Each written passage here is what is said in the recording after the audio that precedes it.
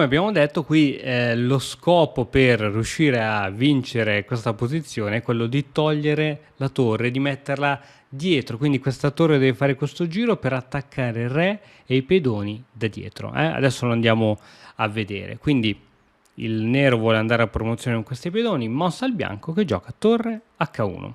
Adesso ci sono varie possibilità da parte del nero, può spingere uno di questi due pedoni o muovere il re. Adesso le vediamo tutte pian piano, vediamo cosa succede sul re in A3 con l'idea poi di andare a supportare pian piano l'avanzata di tutti i pedoni.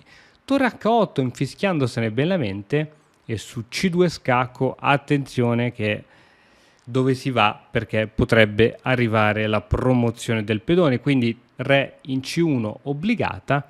E ora attenzione, su una mossa come spinta del pedone semplicemente si cattura il pedone e se ora il nero vuole andare in A2 per supportare questo arriva semplicemente lo scacco matto, il re non ha più posti dove andare.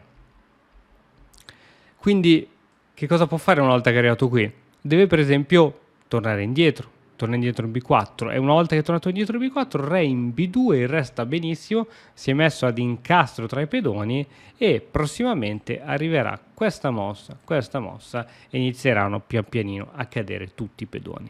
Quindi torniamo indietro, abbiamo visto che cosa succedeva su re in A3, vediamo cosa succede su una qualsiasi spinta. Qui il discorso è uguale, su una qualsiasi spinta andiamo con re ad incastro e poi diventa molto semplice andare a catturare uno di questi pedoni, magari non in modo così diretto, prima cerchiamo di allontanare il re prima di prenderci delle spiacevoli conseguenze, però una volta che siamo ad incastro è molto facile, tra l'altro il re deve rimanere a controllare questa difesa e deve stare attento a questo tipo di manovre perché il nero potrebbe andare a promozione con la regina e quindi deviare il nostro re per poi catturare la torre. Stessa cosa succede se arriva prima questo tipo di scacco, subito il re b2 e poi pian piano la torre può allontanare il re avversario e poi dedicarsi alla cattura di questi pedoni senza problemi. Ok? Quindi era un problemino piuttosto semplice che però bisognava conoscere.